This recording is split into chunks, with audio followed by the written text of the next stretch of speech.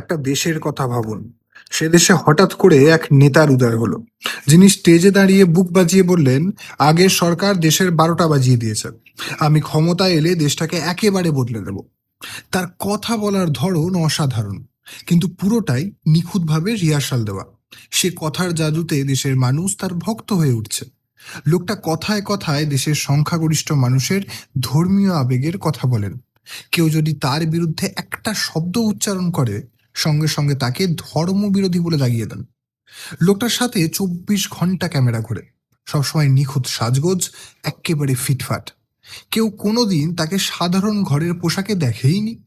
সমস্ত news channel, খবরের কাগজ, সাংবাদিক, সব সব কিছু তার হাতের মুঠোয়। সকাল থেকে রাত, টিভি, রেডিও, কাগজ, শুধু তারই স্তুতি, তারই গুণগান। কেউ যদি ভুলেও তার সরকারের সমালোচনা করে ফেলে, তাহলে সে অ্যান্টি ন্যাশনাল। কি, খুব চেনা চেনা লাগছে নেতাটাকে, তাই না? ঠিকই ধরেছেন, আমি জার্মানির কুখ্যাত শাসক অ্যাডলফ হিটলারের কথাই বলছি। আপনি কি অন্য কারোর কথা ভাবছিলেন?